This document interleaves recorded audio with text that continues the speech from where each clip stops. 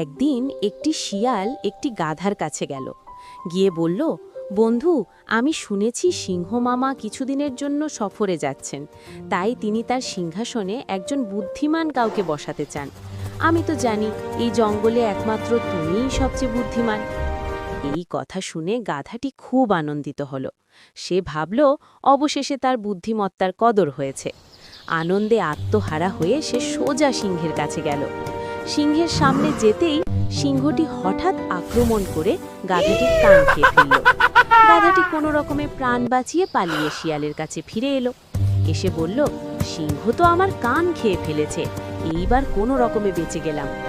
শিয়াল তখন বলল, আরে বোকা, সিংহ মামা তো তোমার উপকারই করতে চেয়েছেন।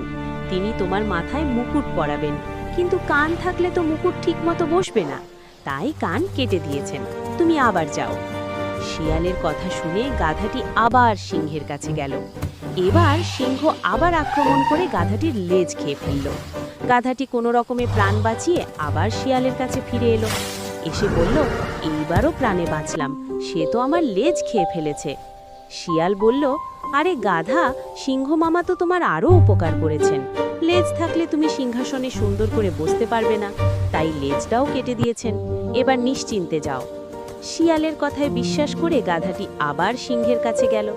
এবার সিংহ আর দেরি করল না, আক্রমণ করে পুরো গাধাটিকেই খেয়ে ফেলল। এরপর সিংহ শিয়ালের কাছে এসে বলল, এই শিয়াল, আমি তো আগে গাধাটির কান খেলাম, তারপর লেজ খেলাম, কিন্তু তার মগজ তো পেলাম না। শিয়াল হেসে বলল, মামা, যদি গাধার মগজ থাকতো তবে এতবার আক্রমণ করার পরেও কি সে আপনার কাছে ফিরে আসতো? সিংহ তখন মাথা নেড়ে বলল, তুমি ঠিকই বলেছ।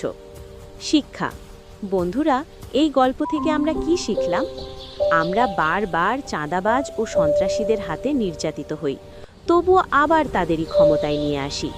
যে নিজের বুদ্ধি ব্যবহার করে না, সে বারবার প্রতারিত হয়।